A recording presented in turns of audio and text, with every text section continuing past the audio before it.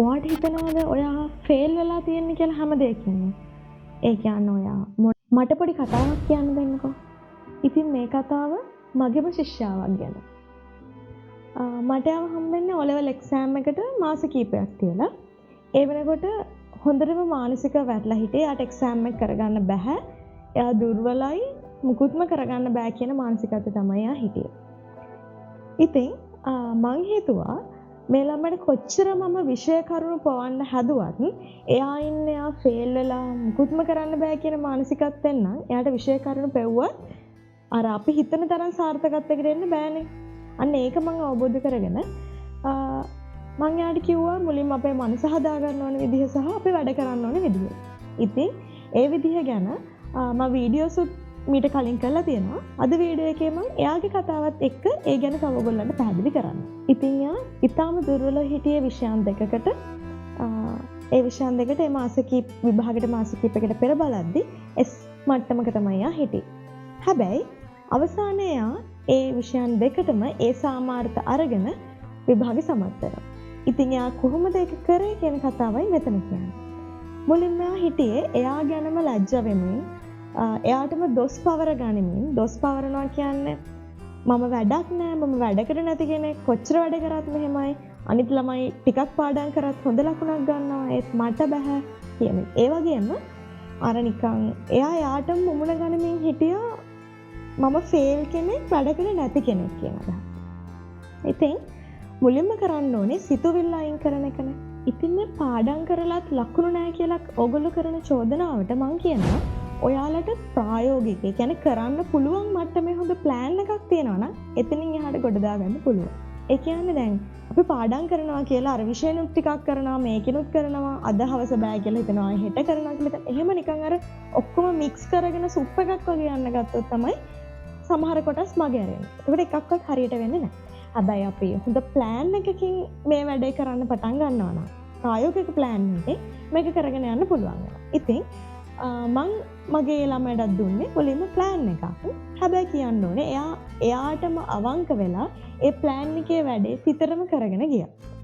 ඉතින් ප්ලෑන් එකක් තිතර කරගෙන යනවා කියන්නේ එයා අර කොටස් මග අර ගන්න නැතුව පාඩම් කරනවා කියන එක. ඒ වගේම අවංකවම කැප වෙලා වැඩ කරනවා කියන එක. අර අනිත් බාහිර දේවල් වලට මනස යෙදවෙන එක අයින් කරන්නත් එතකොට පුළුවන් වෙනවා. දැන් හිතන්න ඔගොල්ලෝ පාඩම් කර කර ඉද්දී පොඩක් ෆෝන් එක ඔබන්න හිතනවා, නැත්තම් බඩේ පිටේ ඔබ දූපයක් හොයලන්න හිතනවා, අයියෝ දැන් කම්මැලි කියලා ගෙදර කාත් එක්ක හරි කතා කරලා ඉන්න හිතනවා. හැබැයි ඔයාට ප්ලෑන් එකක් තියෙනවා නම් මම මේ පැය එකමාර ඇතුළත මේ වැඩේ ඉවර කරන්න ඕනේ කියලා. ඔයාට ගෝල් එකක් තියෙනවා නම් ඔයාට ඒවට යන්න හිතෙන්නේ නැහැ. මම මේක කරලා යනවා කියලා ඔයාට හිතෙනවා. සහ ඒකට අපිට කියන්න පුළුවන් අර ඔයාටම තියෙන හික්මීමක් කියලා. ඔයාවම කන්ට්‍රෝල් කරගෙන ඉන්නවා. ඉතින් අන්න ඒ විදිහට වැඩ කරොත් ඔයාට පුළුවන් මේකෙන් ගොඩ එන්න. තව කියන්න ඕන දෙයක් තමයි ඔයාට හිතෙනවා නම් ඔයා ෆේල් වෙලා ඉන්නේ කියලා සමහර විට ඒකට හේතු වෙන්න පුළුවන් ඔයාගේ වටේ ඉන්න පිරිස ඔයාව අධෛර්යමත් කරන්න කියන කතා. සමහර විට ඔයාගේ ළඟ ඉන්න යාළුවෝ මම මේ කියන්නේ ඔයා සමහරවිට හිතාගෙන ඉන්නවා වෙන්න පුළුවන් එයා ඔයාගේ හොඳම යාළුවා කියලා. අසල්වාසී සහ නෑදෑයෝ. එතකොට මගේ ජීවිතෙත් මේ පිරිස් මට මුණ ගැහිලා තියෙනවා. මම කතා කරද්දි මගේ අර ශිෂ්‍යාවත් මාත් එක්ක අදහස් බෙදාගත්තා. මට මේගොල්ලෝ මෙහෙම කියලා තියෙනවා ටීචර් මෙහෙම කියලා තියෙනවා කියලා. එතකොට මට හිතුණා මට විතරක් නෙමෙයි සමාජයේ අනිත් පිරිස් වලටත් මේ වගේ ටොක්සික් මිනිස්සු ළඟම ඉඳගෙන චටක් හොනිත්තල බලනවා, අනලා බලනවා යාව පොඩක් පහතට දාන්න පුළුවන්ද කියලා. ඉතින් හිතන්න සමහරවිට ඔයා හිතනවා ඇති මෙයා මගේ හොඳට තමයි මේ දේවල් කියන්නේ කියලා. හිතන්න. මෙහෙම. ඔයා එක එක්සෑම් එකක් කරලා ෆේල් නම් ඔයාට කෙනෙක් කියන්න පුළුවන් ඕවා ආයි කර කර ඉන්න එපා, වයසට යනවා, කොච්චර කල් යනවද? ඕවා කරලා ආයි මේ ඩිග්‍රී එකක් කරලා ඉන්න කොච්චර කල් යනවද? මේ දැන් මොකක් හරි කෝස් එකකට දාන්න පොඩි සර්ටිෆිකේට් කෝස් එකක් කරලා ඉන්න. එහෙම නැත්නම් ආයි ඔය කෝස් කරන්න වෙලා නැහැ. මොකක් හරි රස්සාවක් වාගෙන දැන් අම්මයි තාත්තයි වයසයිනේ. ඉතින් මොකක් හරි රස්සාවකට දාන්න කියලා ඔයාට කියන්න පුළුවන්. එහෙමත් නැත්නම් ඔයාගේ දෙමව්පියන්ට ඒගොල්ලෝ එහෙම පවලා ඒගොල්ලන්ව ඒ වෙනුවෙන් යොමු කරවන්න පුළුවන්. එතකොට දැන් හිතමු ඔයගොල්ලන්ගේ දෙමව්පියන්ට එහෙම ලොකු අවබෝධයක් නැත්නම් මේ වෙද්දි මේ කාලේ කොහොමද සමාජය ගොඩනැගෙන්නේ, රැකියාව අවස්ථා කොහොමද ගොඩනැගෙන්නේ, මොනවාද හදාගන්න ඕනේ අධ්‍යාපන සුදුසුකම් කියලා ඔයාලගේ දෙමව්පියන් අදහසක් නැත්නම් අර ඔයා කෙරෙහි ඊර්ෂ්‍යා කරන අනෙක් පිරිස් සමහරවිට ඔයගලගේ දෙමව්පියන් ලව්වා ඒක කරවන්න පුළුවන් දෙමව්පියන්ට අවබෝධයක් නැති හින්දා. නමුත් මම හිතනවා ඔයා මේ වීඩියෝ එක බලන්නේ මේක නම් ස්ටඩි මොටිවේෂන් හරි ස්ටඩි ටිප්ස් හරි වීඩියෝ එකක් බලනවා කියන්නේ ඔයාට යම් කිසි හරි උවමනාවක් තියෙනවා ජීවිතේ ගොඩ දාගන්න අධ්‍යාපනය තුලින් කියලා. එහෙනම් ඔයා මොලේ කල්පනා කරන්න ඔයා ළඟ ඉන්න පිරිස් ඔයාව වටන්න මේ කරන දේවල් වලට ඔයා වැටෙනවද එහෙම නැත්නම් මොලේ කල්පනා කරලා එතනින් එහාට ගොඩ යනවද කියලා. සමහර ලාවට මේ අධ්‍යාපනය ගැන විතරක් නෙමෙයි. ඔයාගේ තියෙන වෙන මොකක් හරි දුර්වලතාවයක් ඒම් කරගෙන ඔයාට පහරෙල්ල කරනවා වෙන්න පුළුවන්. එහෙම නැත්නම් අපි හිතමු ඔයාගේ පවුලේ තියෙන මොකක් හරි ප්‍රශ්නයක් ඒක ඔයාට මතක් කරලා දීලා ඔයාගේ හිත රිද්දලා ඔයාව අඬවලා එහෙම නැත්නම් කුරිරු ලෙස වචන පාවිච්චි කරලා වෙන්න පුළුවන්. ඉතින් එහෙම කරන නෑදෑයොත් ඉන්නවා, යාළුවොත් ඉන්නවා, සල්වාසියනුත් ඉන්නවා. නැත්නම් කවුරු හරි ඔයාගේ ළඟම ඉන්න සමහර ලාවට ඔයාට ගොඩක් ළඟ කෙනෙක් වෙන්නත් පුළුවන්. ඉතින් මම මේ කියන්නේ මටම තියෙන අත්දැකීම් වලින් මටත් එහෙම පිරිස් හමු වෙලා තියෙනවා. එහෙම සිදුවීම් වලට මුහුණ දීලා තියෙනවා. මමත් ඒ වෙලාවේ මේ හෙන්න මොටිවේට් වෙලා මම මේ වැඩ කරනවා මේ වගේ සැලෙන්නේ නැහැ කියලා හිටියේ නැහැ. මමත් වැටුණා, ඇඬුවා. හැබැයි මට අදහස් බෙදාගන්න ඒ වගේම තව ළඟ පිරිසක් හිටියා. දෙතුන් දෙනෙක් හරි හිටියා. ඒගොල්ලොත් එක්ක කතා කරලා මම එතනින් නැගිට්ටා. ඒකට ඒ අත්දැකීම් ඇසුරෙන් මම ඔයාලට කියන්නේ මගේ channel එකට එකතු වෙලා ඉන්න අයට ඔයගොල්ලන්ට මොන දේ තිබුණත් වැටෙන්නේ නැතුව එතනින් නැගිටින්න පුළුවන්. හරි.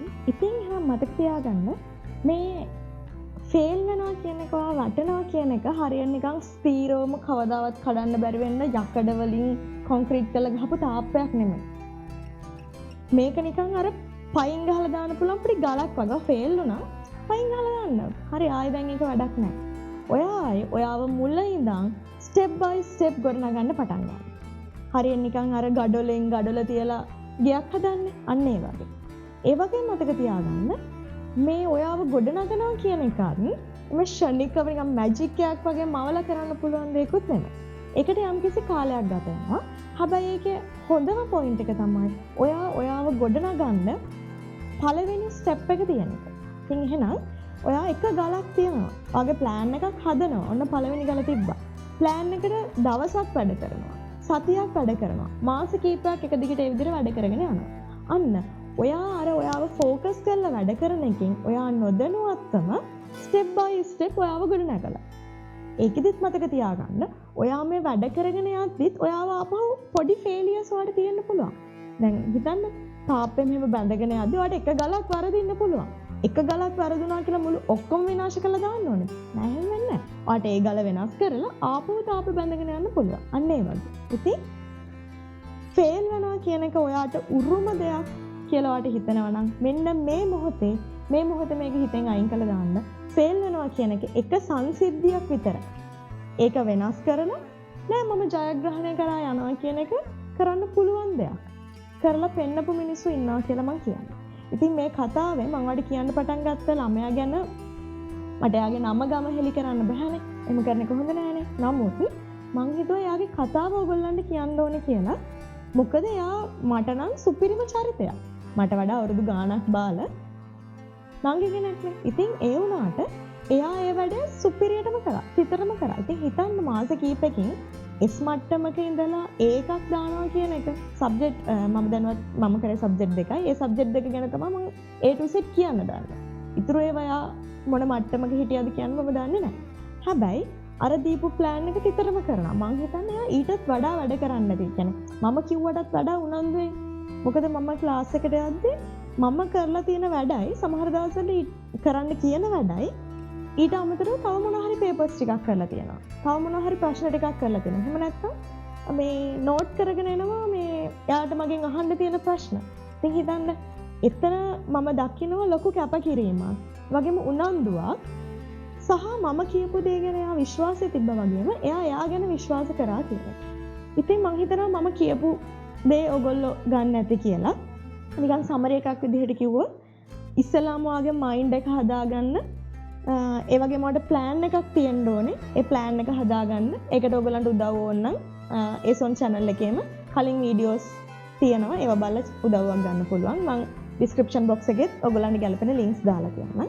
ඊට අමතරව ඔයාලගේ අර වටපිටේ ඉන්න අර නිකන් ඔයාලට උදව් කරන මුවාවෙන් නිකන් හෙන ආදරේ මුවාවෙන් ඒත් හිතයට ඔයගොල්ලෝ ගැන මේ කුහකත්වයක් ඊර්ෂ්‍යාවක් තියාගෙන ඉන්න පිරිසින් අන්න ඒගොල්ලෝ ගැන තඹ සතේකට මායින් කරන්න එපා හිතන්න එපා. ඔයා ගැන හිතලා ආව ගොඩනගා ගන්නවා කියලා හිතන්න. සහ පටන් ගන්න හොඳ අදිෂ්ඨානකින් යුතුව වැඩේ කරන්න සහ ඒක හොඳටම කන්ටිනියු කරගෙන යන්න. මගදී අතහැරලා දාන්න හිතන්නවත් එපා. මොකද දැන් අපි අර ගඩොලෙන් ගඩොල බැඳගෙන ඇවිල්ලා මැද්දෙන් නවත්තලා දැම්මොත් ඒක නිකන් බාගෙට බිත්ති බැඳපු ගයක් විතරයි. ඒක කවුරුත් දකින්න නිකන් සම්පූර්ණ කරපු හොඳට හදපු ගයක් විදියට. ඉතින් ඔයා අර අත්තිවාරමේ ඉඳන් පටන් ගත්ත ගමන ලස්සන ගයක් හදලා ඒක පේන්ට් කරලා නිකන් ගෙට ගෙවදිලා ඉන්න පුළුවන් ගානටම ඉවර කරන්න. ඒ කියන්නේ හොඳ රිසල්ට් එකක් දාලා ඔයා කවුද කියන එක මේ ලෝකෙට පෙන්වන්න. ඒ වගේම ඔයා එතනින් විඳින්න හොඳ ආස්වාදයක් ගන්න. ඉතින් මං හිතනවා ඔයගලන්ට අද මේ වීඩියෝ එක ගොඩක් වැදගත් වෙන්න ඇති කියලා. මොකද මං වගේම මගේ අර ක්ලාස් ආපු ළමයා වගේම මානසික වැටිලා එහෙම අර නිකන් චප්ප චොරොප්පන් වෙලා ඉන්න පිරිස් ඇතිත් කියලා හිතලා තමයි මම මේ වීඩියෝ එක කරේ. ඉතින් හොඳයි නම් ලයික් එකක් දාන්න. ඔයගලන්ටත් ඒ වගේ අත්දැකීම් තියෙනවද කොහොමද හොඳයිද කියලා කමෙන්ට් එකකුත් දාන්න. තාමත් අපිව සබ්ස්ක්‍රයිබ් කරලා නැත්නම් සබ්ස්ක්‍රයිබ් කරලා බෙල් අයිකන් එක ක්ලික් කරන්න. එහෙනම් ගිහිල්ලා එන්නම් ඔයගොල්ලෝ හැමෝටම සුබ දවසක්.